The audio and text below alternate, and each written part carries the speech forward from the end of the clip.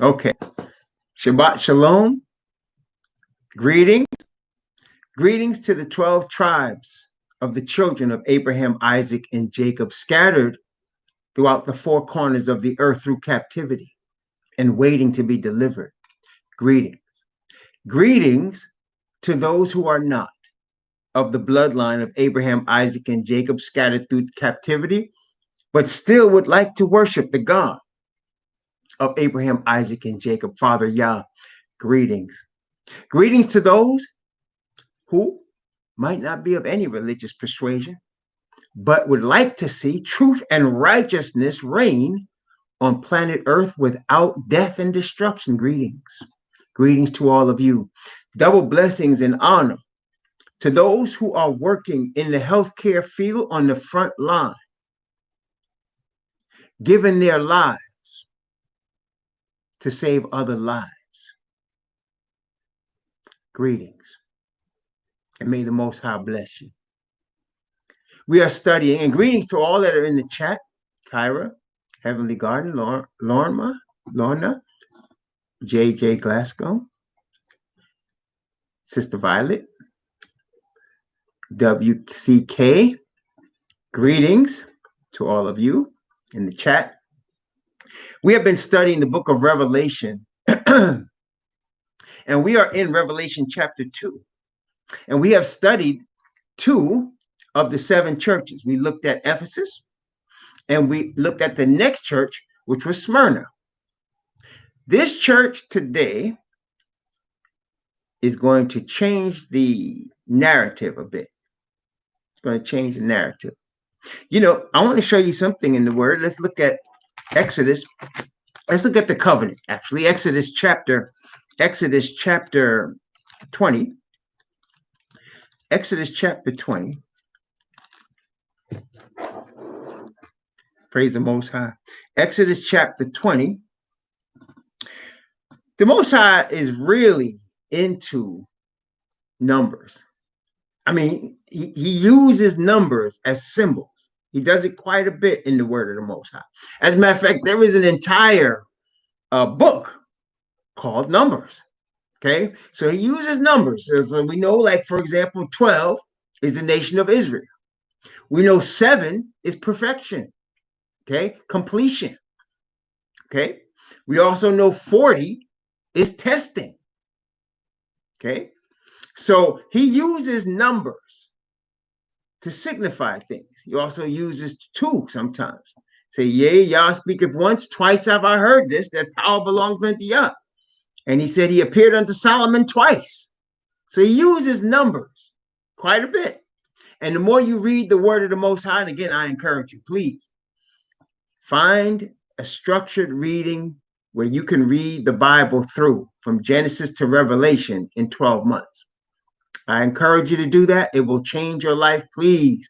We are in the last days of this wicked kingdom. It's about to be destroyed. And the only way you're going to avoid deception is by prayerfully studying the Word of the Most High. So commit to it, and the Most High will bless your way, and it will change your life. Read the whole book, not parts of it.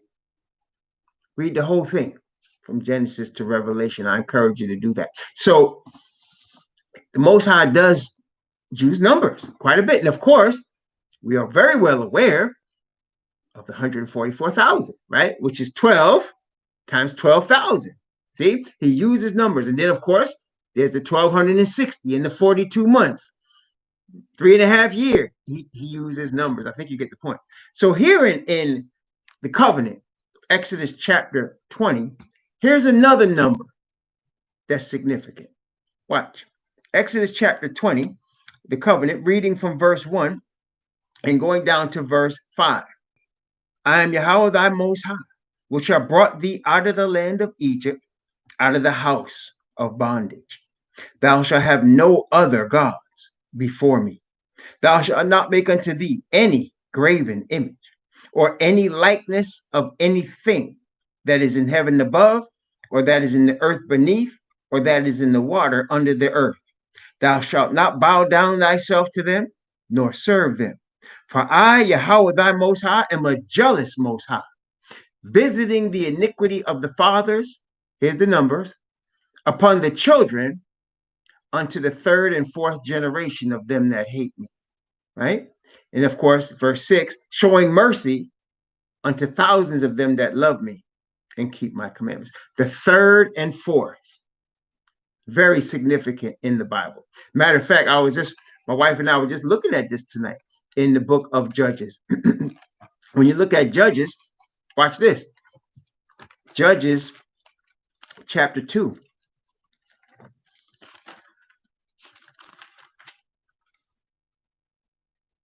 Judges chapter 2. I'm going to begin at verse 7. Actually, I'm going to begin at verse 4. Judges chapter 2, beginning at verse 4. Okay. And it came to pass when the angel of Yahweh spake these words unto all the children of Israel that the people lifted up their voice and wept. And they called the name. You know what? Let me get more context. Let's start at verse 1, just to get more context of this here. Judges chapter 2, beginning at verse 1. And the angel of Yahweh came up from Gilgal to Bochim and said, I made you to go up out of Egypt and have brought you unto the land which I swear unto your fathers. And I said, I will never break my covenant with you. That's important, isn't it?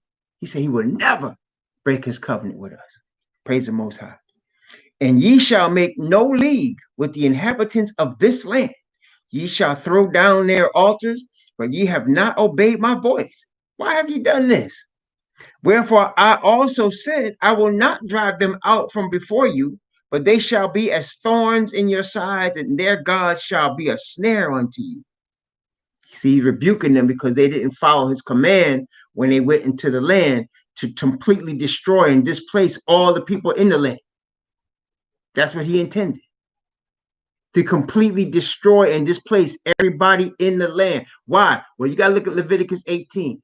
They were doing all kinds of abominations in there for centuries, sacrificing children, sexual perversions. It was horrible. And he said when their iniquity's cup was full, he was going to destroy everybody and replace them with his people of righteousness. But when his people went in there, they didn't follow through. They didn't follow through. And I want to tell you something. When Messiah returns this time, the people that don't belong on that land that are there now are going to have a problem. This time, the jobs are going to get finished. But let's continue. And it came to pass when the angel of Yahweh spake these words, the name of that place Bochim, and they sacrificed there unto Yahweh. And when Joshua had let the people go, the children of Israel went every man unto his inheritance to possess the land. And the people served Yahweh all the days of Joshua. Okay, that's one generation. And all the days of the elders that outlived Joshua. That's two generations. And seeing all the great works of Yahweh that he did for Israel. And Joshua, the son of Nun, served Yahweh, servant of Yahweh, died being 110 years old. And they buried him in the border of his inheritance in Timnath, in the Mount Ephraim, on the north side of the hill of Gaash. That's why the Ark of the Covenant was in Ephraim at first, because Joshua was of the tribe of Ephraim, and he died, and they had the ark, and they had the sanctuary there in Ephraim until the days of David. And also all that generation were gathered unto their fathers, and there arose another generation after them, which knew not Yahweh, nor yet the works which he had done for Israel. So the third generation was gone the other way. Okay, got tired of hearing the old stories about their deliverance from Egypt. Got tired of hearing the old stories about the wilderness journeys and the deliverance. And they started serving Balaam, the third generation. Tonight, we're looking at what? The third church. The third and the fourth church of the seven churches, problems. Okay? The third and the fourth church. Now look, as I said before, all of the church's characteristics are made manifest in the following churches. Till you get to Laodicea, where all the characteristics of all the other 6 are made manifest. It's cumulative. I also want to let you all know that the 7 churches and the 7 seals and the 7 trumpets go together. So when we're looking at the first church and the first seal and the first trumpet, you're seeing a picture from different angles. Okay? And the same with the second all the way through the 7th. And it's telling us different angles and different information of the similar time periods. Okay, I'm just giving y'all that as we get into this. So today we're in the 3rd church, Pergamos. Before we go there, let's look at what Pergamos is going to mention and what it relates to. Now, we have talked about this before, but now that we're here, we can go into it in more detail. I had actually said to you all before that we were going to go into more detail at a later time, talking about Balaam, right? Talking about Balaam. But before we even get there, before we even go there, let's go to Isaiah first. Isaiah chapter 14. Now, Isaiah 13 and 14. Listen now, Isaiah 13 and 14 are in harmony or in parallel with Ezekiel 38 and 39, and is in harmony and in parallel with Revelation 19 and 20. Okay, all right. So I'm trying to give you all that. Okay, so Isaiah 13 and 14 is in parallel with Ezekiel 38 and 39, is in parallel with Revelation 19 and 20. Okay, they all, when you read them, compare them to each other, and you're seeing different angles of the same situation. And also, I want to also represent this to you all as well. Whatever happened in prophecy in the prophets of Isaiah or Jeremiah or Ezekiel, they had relevance to what was going on thousands of years ago, and end time relevance. It's parallel. Okay, and you know what the Bible says: nothing is new under the sun. Whatever has been done shall be done. And you know what Messiah said: as it was in the days of Noah, so shall it be in the coming of the Son of Man. So you can see a parallel. That is why, for example, when you read Matthew 24, and Messiah is talking about what happens when you see these signs at Jerusalem, and how he's going to return, so that the slaughter and destruction that the Gentiles did at Jerusalem in AD 70 is a parallel to these last days. Except we're not in Jerusalem this time, as Jeremiah points out, when Jeremiah said, at first he delivered us from Egypt, but in the last days he's delivering us from the north, the south, the east, and the west, because we have been scattered. So now it's not Jerusalem, it's all the cities, because most of the captive Hebrews, especially in the United States and in the European countries, where are most of us dwelling? In the cities. In every country of where we have been scattered as slaves. You look in the major cities, that's where most of us are. Okay? It's like that everywhere. And again, we will be shown signs as Messiah gets ready to return, when it's time to get out of those cities. No need to panic now. Don't start jumping the gun and stuff. Let the Spirit of the Father show you. And he will. So anyway, Isaiah chapter 14 reveals to us the thoughts of the first sellout in the history of the universe. The first recorded sellout in the history of the universe. Why did this one sell out? It's going to show us, because that's a pattern of sellouts to follow. Okay, it's a pattern of sellouts to follow. Let's look at it. Isaiah chapter 14, beginning at verse 12. How art thou fallen from heaven, O Lucifer, son of the morning?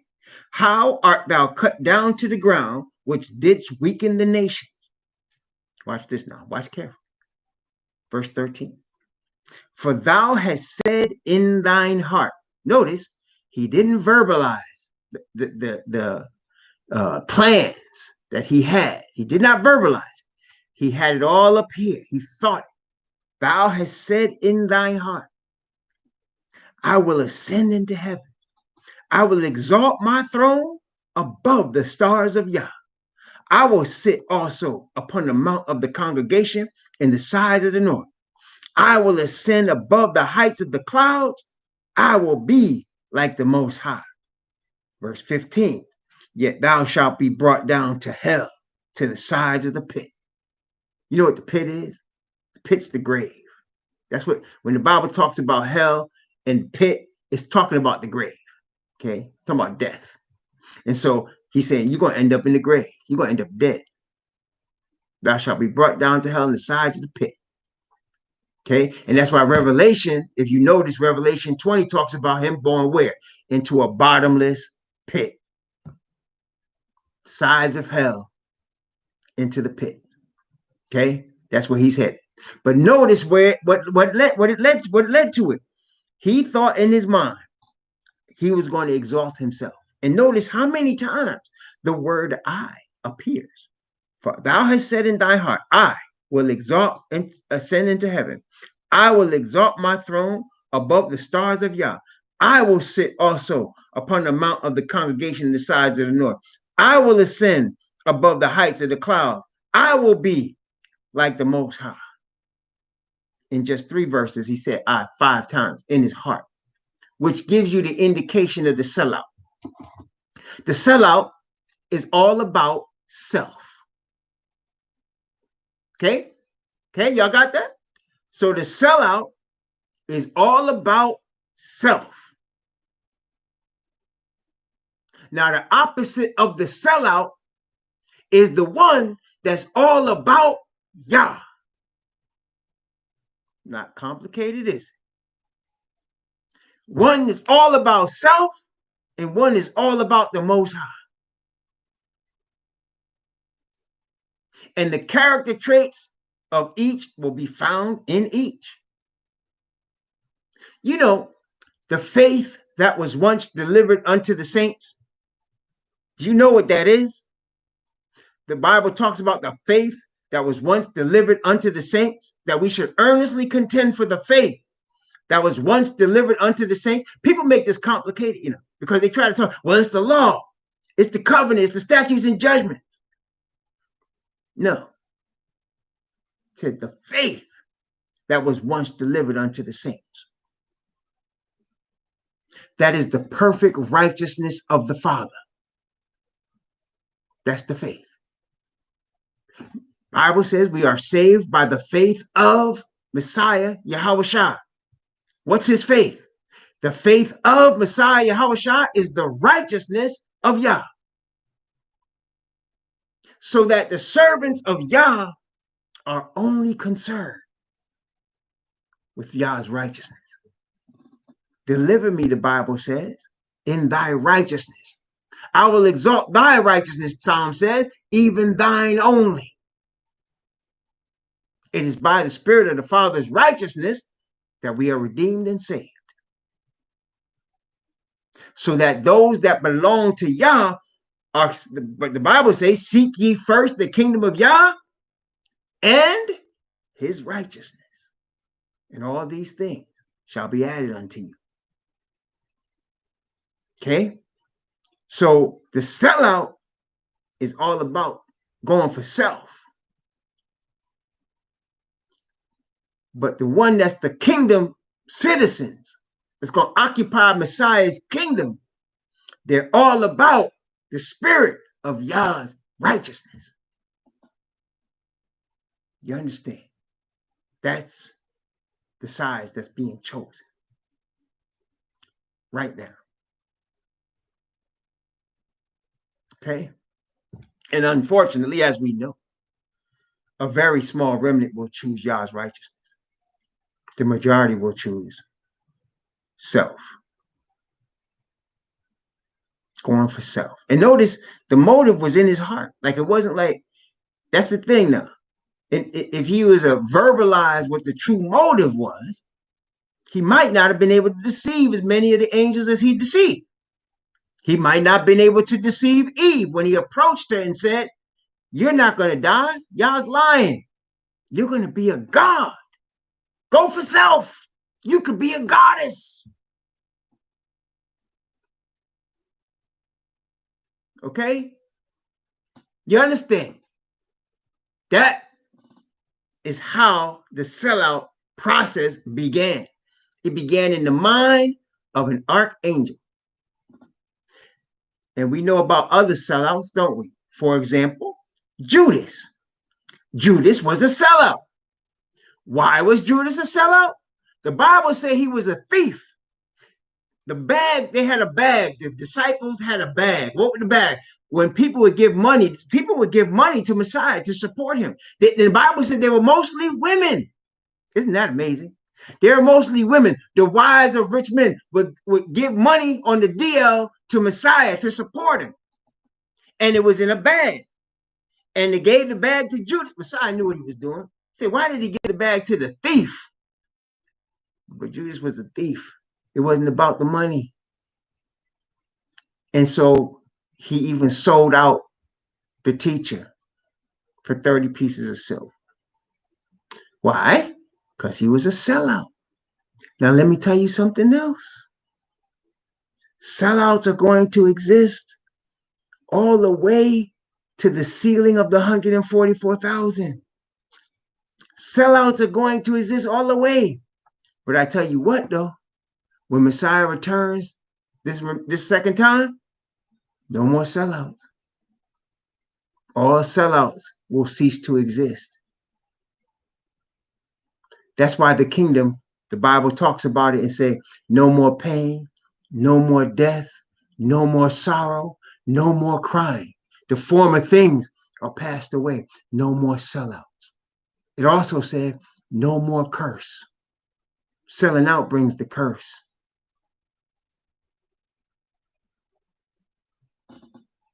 And it starts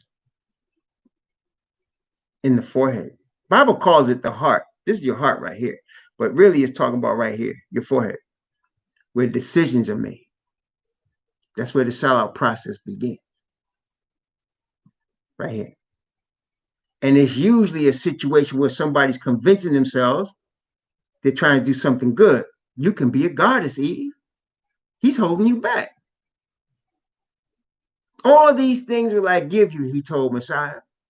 Just bow down and worship me.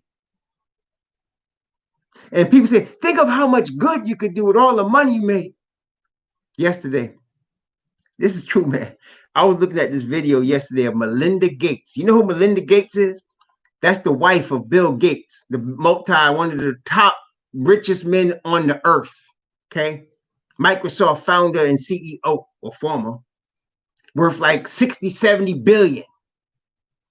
You know, a cat like that in this recession that we in the United States, a cat like that could probably, I'm saying he could probably fund 1,000 a month, you know, unlimited time. He could probably give $1,000 a month, probably to like 2 million households, and it wouldn't even affect him. That might be part of the interest on his 70 billion.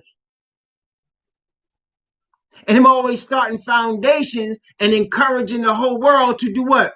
Get vaccinated. And of course, those of us that are paying attention understand that the Gates believe the earth is overpopulated and that the populations need to be reduced. So you're talking about a cat trying to fund injections that believes the earth is overpopulated. What does that tell you? So all I said on the video, I put a comment where I said, I don't trust these people. And you should have seen the backlash. I mean, it was crazy.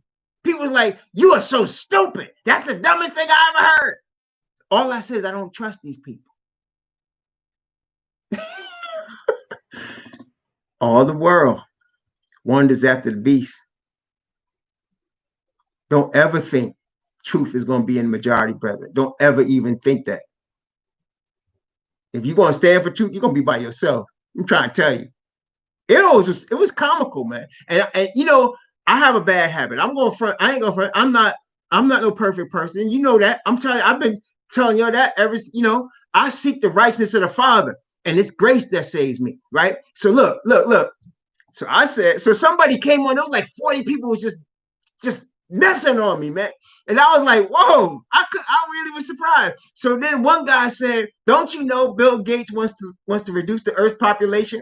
And then I said, I was a bad boy. I said, finally, somebody that doesn't have their head up their anus. And man, that it's like I threw oil on fire, man. It was crazy. But man, I'm trying to tell you, that's the way it is. And sellouts are going to exist all the way to the seal of the 144,000. Okay, all the way.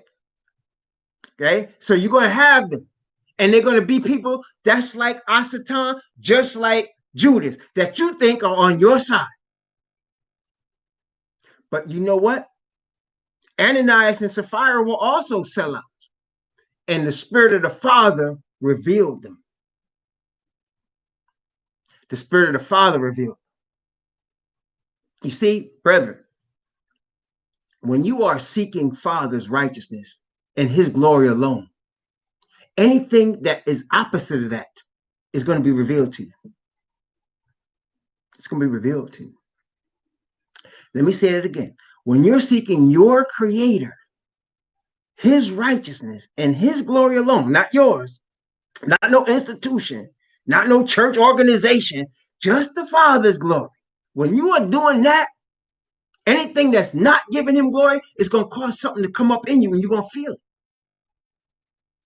And then, of course, if you do what I recommend you do, read this Bible through from Genesis to Revelation. Go get you a study, a material that will give you a daily reference. Like you can study 2 scriptures. Usually they'll give you 1 Old Testament one, 1 New Testament one, and it'll show you one every day to read a little bit until you get through the whole year. Read your Bible through, man. Don't just read parts of it and say, I read the 23rd Psalm. That is not reading the Bible. It's not.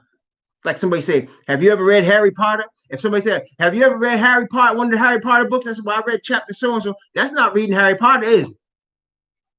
See, people can understand if I put it in some book like that. If it's 15 chapters and I just read chapter 1, can I really say I read the book?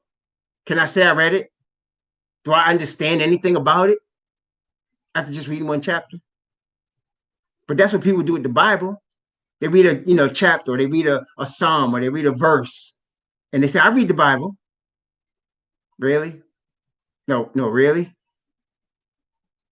Yeah, it's a thick book. Yeah, it is. There's no question. That's why I say take a year. Take a year. Dedicate a year to it, and I'm guaranteeing you it's going to change your life. It's going to change you. This book is more than just words on the page, brethren. This is the Father's Spirit behind it. Holy men of Yah spake as they were moved by the Holy Ghost. That's what's on this here. It's going to change you. Okay. So Asatan was the first sellout, and there have been sellouts ever since. So now let's go back to our boy Balaam. Let's go back to our boy Balaam, because the Pergamos church, the star, listen now, the star of the Pergamos church is Balaam. Yes, indeed. Yes, indeed. Let's take a look. And we got to go back to Numbers for this one here. We got to go back to Numbers. All right, so let's take a look. Numbers. And I believe the story of this sellout starts. The story of this sellout starts in chapter 21. Okay. All right. The story of this sellout starts in chapter 21. Let's take a look here. Let's take a look.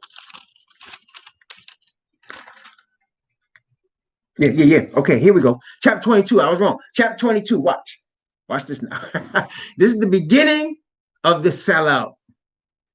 Let me tell you. All right, let's read. Numbers chapter 22. Okay. I'm going to start at verse 1. I'm going to go down to verse 12. Because this is the initial situation. This is the genesis of the situation. Okay. And the children of Israel set forward and pitched in the plains of Moab on this side of Jordan by Jericho. That means, okay, so the Jordan River was like a border. On the right side of the Jordan River, okay, was Edom, Moab, and Ammon. On the left side of Jordan River was the land of Canaan. So the Jordan was like a border. So that when you got close to Edom, Moab, and Ammon, you were right there, right close to the borders, right? So here they are now. So they right on the borders of the promised land, and they coming through Moab. Okay. And Balak, the son of Zippor, saw all that Israel had done to the Amorites. And Moab was sore afraid of the people because they were many. And Moab was distressed because of the children of Israel. And Moab said unto the elders of Midian, now shall this company lick up all that are round about us, as the ox licketh up the grass of the field. And Balak, the son of Zippor, was king of the Moabites at that time. He sent messengers, therefore, unto Balaam, the son of Beor, to Pethor, which is by the river of the land of the children of his people, to call him, saying, behold, there is a people come out from Egypt. Behold, they cover the face of the earth, and they abide over against me. Come now, therefore, I pray thee, and curse me this people, for they are too mighty for me. Peradventure I shall prevail, that we may smite them, and that I may drive them out of the land. For I wot not that he whom thou blessest is blessed, and he whom thou cursest is cursed. So Balaam was a spiritual man. Okay, and his word was with power. The Most High was actually with him. So if he cursed somebody, they was cursed. If he blessed them, they was blessed. That's why the man said, I need you to bless me. I need you to curse them so that I could go destroy these people. They are many. Yes, they were. The children of Israel were moving through the desert, right? When they first came out of Egypt, there were 600,000 men of war. 600,000 men of war. That doesn't include all the rest of the men, all the children, all the women. So you know there was well over 1 million coming out of Egypt. Okay, that's a big number, baby. I don't care what age you in. It's a small country, but it's a big number. Like we say back in the day, we say they was deep. They were rolling deep. So when Mohan seen them coming and had heard already what they had done to other people that tried to attack them, he was like, man, we got to do something before they get here, man. So he comes and he approaches Balaam. He said, man, I need you to curse this people so we can go down and fight and beat them and destroy them. Okay. And the elders of Moab and the elders of Midian departed with rewards of divination in their hand. And they came unto Balaam and spake unto him the words of Balak. And he said unto them, lodge here this night, and I will bring you word again as Yahweh shall speak unto me. And the princes of Moab abode with Balaam. And Yahweh came unto Balaam and said, what men are these with thee? And Balaam said unto Yah, Balak, the son of Zippor, king of Moab, hath sent unto me, saying, behold, there is a people which come out of Egypt, which covered the face of the earth. Come now, curse me them, peradventure I shall be able to overcome them and drive them out. And Yah said unto Balaam, thou shalt not go with them. Thou shalt not curse the people, for they are blessed. So the Most High responds to Balaam and says, no, I'm not giving you permission to do that. So you can see this man was a follower of Yah. Okay, just like the Israelites. So they worship the same God. And the people came with, the Bible says, rewards of divination. They came with money. And they said, Balaam, we're going to pay you this money, man. We need you to do this thing for us. So he said, let me pray about it. Okay. So he goes and prays about it. And the Most High answered him and said, you can't curse them. They blessed. Now, I'm going to skip forward in the story for the sake of time. But you can read it for yourself. It goes all the way to chapter 31, right? But what happened now, Balaam come out and say, I can't help y'all. I can't do nothing for you. So they went back to their king and told him Balaam refuses to come with us. The king sent him back again with more money. More money this time. You know, he said, oh, he's just holding out for more money. Here, send him gold and silver. Go back and ask him again. So Balaam sees them coming with money, and he decides to go pray again. Now listen, the Most High had already told you. He already told you. No. But see, that money was enticing him. So he goes back and prays again. No, is the answer. Send him back again. Now he said, okay, I'm gonna give him a house load, I'm gonna give him a boatload of gold this time. So he sent him back with a boatload of gold. We need you to curse these people, man. So now Balaam should have known already, right? The Most High appeared unto him twice and said no. But he goes back again. So the Most High already knows where this man's heart is. So he said to him this time, okay, go ahead. Go ahead. So Balaam is headed out. He's excited now. He's getting ready to get paid. And so he headed out and he jumps on this donkey. And the donkey won't move. And Balaam is beating him with his rod. And the donkey crouched down and almost crushed Balaam's foot. And Balaam was going to kill the donkey. And the donkey started to talk to him and said, have I ever acted like this before? He said, no, but if I had a sword, I'd cut your head off. And then the Most High opened his eyes. And in front of the donkey was an angel of the Most High with his sword drawn. And the angel said to Balaam, you should thank your donkey because I'm about to cut your head off. So he said, now go and do what I tell you to do. So he went, and every time he opened his mouth, blessings came out. He tried to curse him, but blessings kept coming out. And Balak was getting mad because every time Balaam opened his mouth, it was a blessing to Israel. So he said, stop, don't say nothing else. After a while, he said, stop, don't say nothing else, right? So then Balaam decided, let me give you a different plan. What's the plan? Okay, we can't curse them. We can't do nothing about them coming through. They're going to come through. But if we get them to defy their own God, if we get them to be disobedient to his law, he'll curse them for us. How are we going to do that? Send some sisters down there. Get the finest sisters in Moab. Send them down there. And let them entice the men. And when they're having sex with the sisters, let the sisters teach them about your gods. Balak said, that's brilliant. And he sent the sisters down into the camp. They're women, beautiful women. And they come in the camp. The men are enticed. They're not threatened. Beautiful women. Now in the Bible, let me ask you all a question. You ready? What does a woman represent in the Bible? What does a woman represent?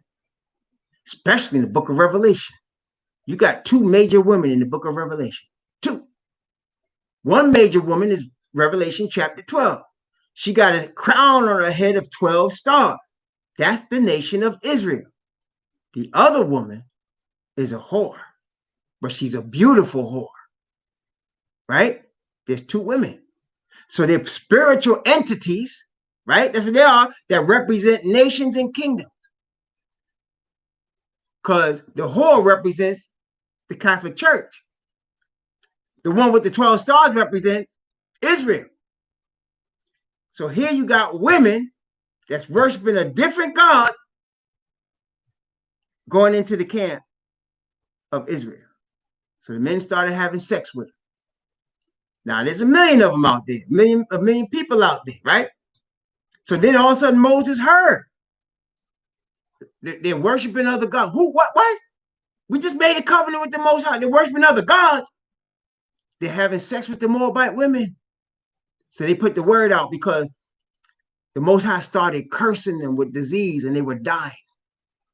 3,000 of them died. And to put the word out, don't mess with the Moabite women. Send them back. As he said those words, one of the chief princes of one of the tribes came into the camp with a beautiful Moabite woman. Didn't waste no time. Brought her right into the tent. He was getting ready to do some business. Then Phinehas, the son of Eleazar, the son of Aaron, got a javelin and put the javelin through both of them as they were in the sexual position, through his back and through her belly. And the Most High said, bless Phinehas, for he has stood for my righteousness. Okay? So that's how it went. Now, later on, the Most High destroyed that whole crew of Moabites. Not the whole nation, but that crew led by Balak and them, he destroyed them. And all the women with him. And they tried to save some of the young ones for themselves. That was not uncommon. That was not uncommon in Bible times for young women to be taken captive to later become wives of their captors. That was not uncommon for any nation. Okay? So they took, but Moses had told them, destroy all of them. Don't leave anything. Don't leave nothing. Don't leave an animal. Don't take none of the money. Don't leave the women. Destroy all of them. But they didn't listen. And notice again, Numbers chapter 31. Numbers chapter 31. Moses is mad now, okay? Beginning at verse 14. And Moses was wroth with the officers of the host, and with the captains over thousands, and captains over hundreds, which came from the battle. And Moses said unto them, have ye saved all the women alive? Behold, watch this now. These caused the children of Israel through the counsel of Balaam to commit trespass against Yahweh in the matter of Peor. And there was a plague among the congregation of Yahweh. So the women they saved, Moses said, these are the ones that caused our people to get disease because they was having sex with them and causing them to worship other gods. And you saved them? And it was Balaam's counsel that caused that? Remember that. Now, during this destruction, they killed Balaam. Let's go back to verse 8. And they slew the kings of Midian, beside the rest of them that were slain, namely Evi and Rechem and Zur and Hor and Reba, 5 kings of Midian. Balaam also, the son of Beor, they slew with the sword. So they got revenge. And that was Most High's order. Notice verse 1. He said, Yahweh said spake unto Moses, saying, avenge the children of Israel of the Midianites. So there were people called Midianites that lived in the land of Moab. They weren't all Moabites. Moabites were related to Israel. Midianites were different. But anyway, they lived there. And he said, avenge me, Midian. So they went down and took care of business. This is a metaphor for the end, right? So again, just review. So the man goes, he said, we got to stop these people, curse them. Balaam is told, don't do it, twice. Third time, he takes the money and he can't curse him. And then he says to the Balaam, send some women down there, entice them, and you'll get them. And they did. Now let's go to Revelation. Revelation chapter 2. Revelation chapter 2. And let's talk about Pergamos, the third church. Revelation chapter 2. Going to begin at verse 12. Okay? And to the angel of the church in Pergamos write, these things saith he which hath the sharp sword with 2 edges.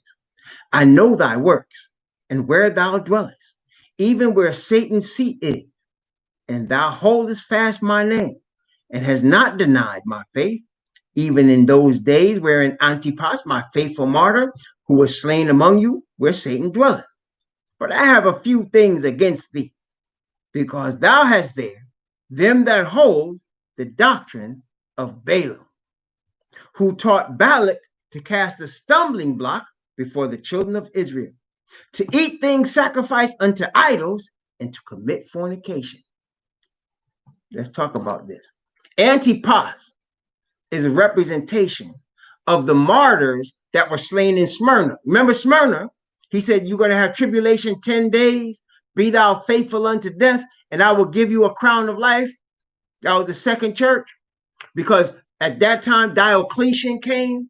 In the 3rd century, Diocletian came, and he was determined to kill all the followers of the way and all the Israelite people, even if they weren't followers of the way. Okay, that's what he's talking about in the 3rd church. We're talking about Antioch because it was the same area. You're talking about Rome. Okay, that's why I said where Satan seated. You're talking about Rome. Okay, and now Constantine is the emperor. Okay, and so when they're talking about Balaam and they're talking about Constantine, what are you dealing with? A sellout. So now Constantine is representative of Balak. And he goes to the children of Israel who are now in the 3rd or 4th generation after Messiah's crew died. There it is again. And he says, I want to become a Christian. I tell you like this, back in the 70s, I was a Christian, right?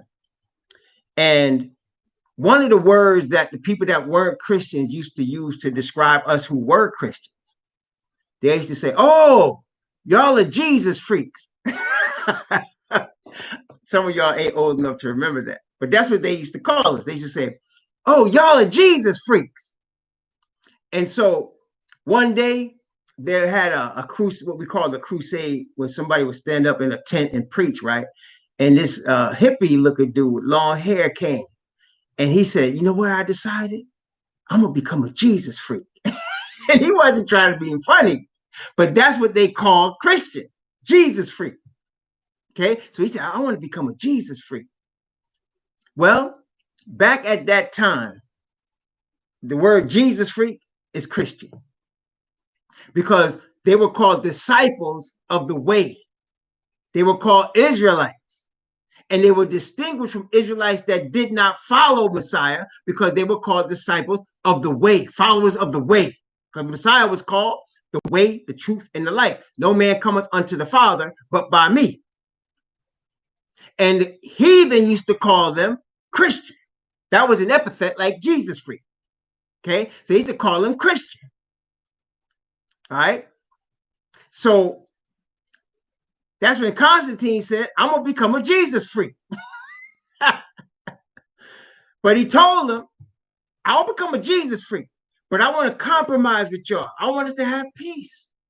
Yeah, I want to be like Diocletian. I want us to work together. Can't we come together on common ground? I want to be a Jesus freak, but I gotta keep some of my old ways. I want to include other religions too. I want to bring all the religions together." Now, the Israelites, knowing who they were, knowing who Messiah is, so, some said, "Oh, no, no, no, no, no, we can't have that. No, no, no. You can get grafted into the nation, but you got to follow the righteousness of the Father. There's only one God." He said, "No, no, no, no. I don't want bloodshed." Because he knew his people were killing Israelites. "You don't want bloodshed? But I gotta rule the kingdom. I'm emperor. I gotta satisfy all my people." Some of them worship the sun, the moon. They got different ones for different days. God of Mars and Saturn and Jupiter. I got, I gotta satisfy everybody. So I want to become a Jesus freak. But y'all gotta compromise. And so some of the leaders said, "Let's do this. It's for peace. Maybe we can work with him and he convert." So he was baptized as a Christian, a Jesus freak. And then the faith went out the window. Okay? Constantine was a worshiper of multiple gods the whole time. He never hid the fact that he was. And over the time, it became a standard religion till it became the Jesus freak. Christianity became an institution. And by the 6th century,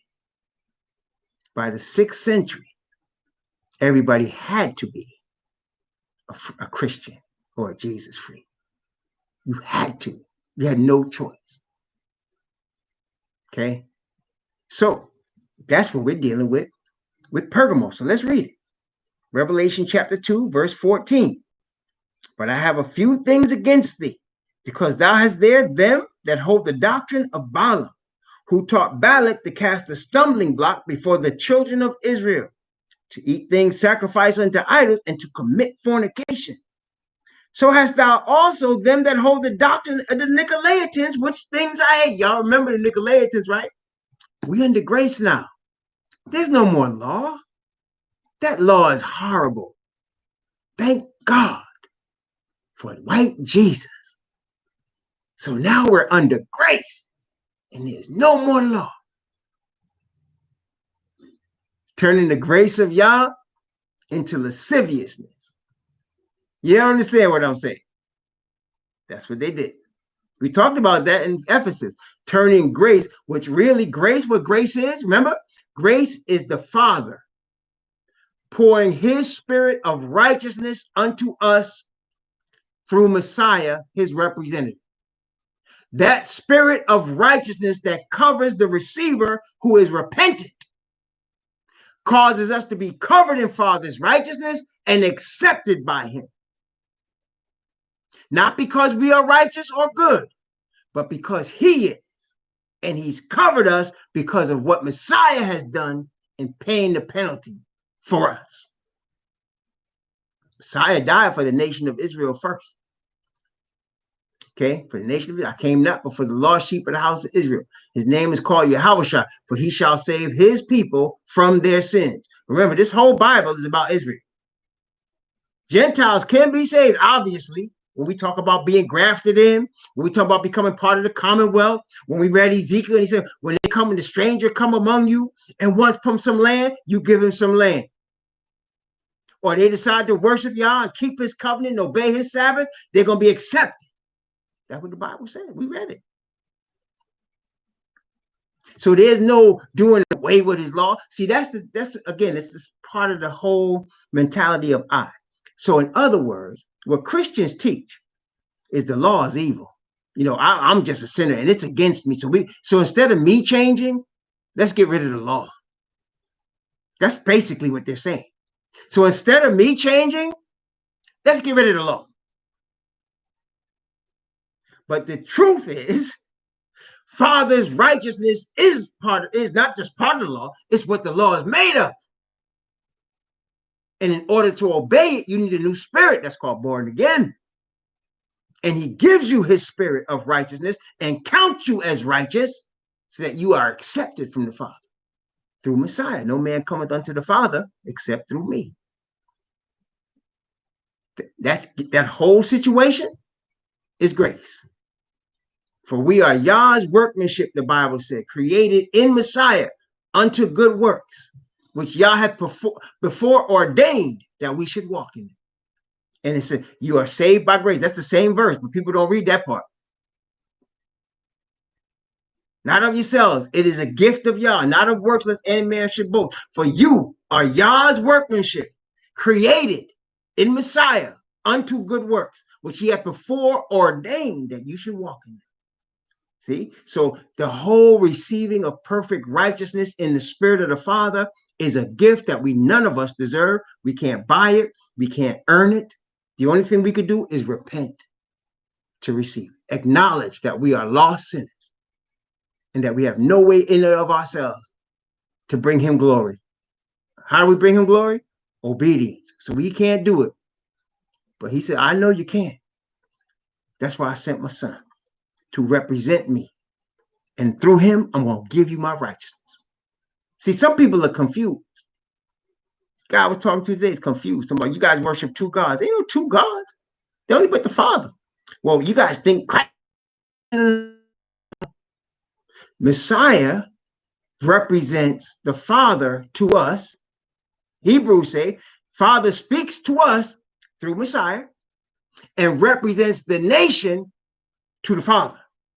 So when Messiah is looking at the Father, he's representing his people. When Messiah is looking at us, he's representing what the Father says, what the Father's desires are, what the Father wants. That's why he's called the Son of Man when he looks at us, and the Son of Yah when he looks at the Father. Okay? It's not that complicated. It's just that we've been brainwashed into this Trinity doctrine. But it's not that complicated. Messiah represents us, represents the Father to us, and represents us to the Father. Very simple. Okay, so Messiah is appointed by the Father as the high priest after the order of Melchizedek, and he gives the Father's spirit. He even said, I give Father's spirit to whoever I will. And the Father's spirit gives us perfect righteousness that we have not earned. Okay, and we're covered like a coat in perfect righteousness. And that's why the Bible say, grow in what? They say, grow in grace and in the knowledge of the Messiah. Grow in grace. What does that mean? While he's covering you with perfect righteousness, you still the same heathen. But his spirit is working in you to change you by life experience, by spanking, by chastisement, by wisdom. And you're growing until that coat of righteousness fits you perfectly. And instead of borrowing Father's righteousness, he looks down on you and says, keep that righteousness now. It's yours. So us is granted perfect righteousness. That's what the Bible says in Revelation 19. When we get there, it says the saints are dressed in, the bride of Messiah is dressed in white linen, clean and white. And it says the fine linen is the righteousness of saints, because it is granted unto us. Okay? So when Balaam shows up here, and the doctrine of Nicolaitans, if you following the glory of Father and you seeking the Father's perfect righteousness, that's going to make you not want to be with that. But the heathen overruled in this situation, because in that fourth generation, the third and fourth generation, the third church right here, the compromise was on, and Balaam was ruling. Okay? And the doctrine of Nicolaitans became prominent. Then they created the institution that later became the fourth church. The fourth church, Thyatira, is where Rome, as an institution of Christianity, started. And appropriately is described as Jezebel. Who is Jezebel? Well, we'll talk about that tomorrow as we study that church. But today we're talking about Pergamos and the Sellouts. So, brethren, the faith, remember now, the faith delivered to the saints is Father's perfect righteousness in his spirit. His spirit is in perfect harmony, listen now, with his word. The Father's spirit is with his word. Doesn't that make sense? So when he speaks a word, his spirit is with his word. So his word and his spirit are together.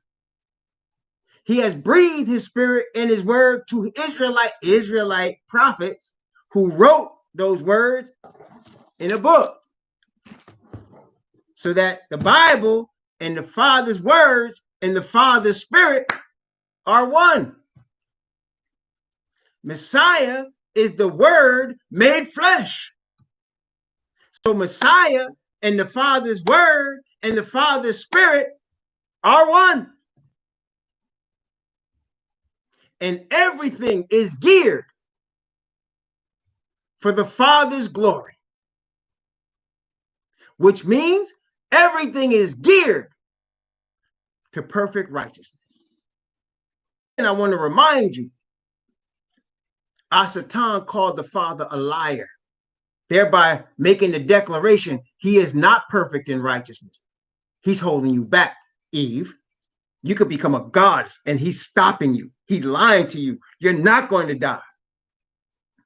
Thereby declaring the Father himself a liar. That is why the main attribute we need is righteousness. That is why we seek the righteousness of the Father to bring him glory, because we declare he is not a liar. He is righteous. And at the end, when it's all said and done, even Satan himself will confess he's a liar.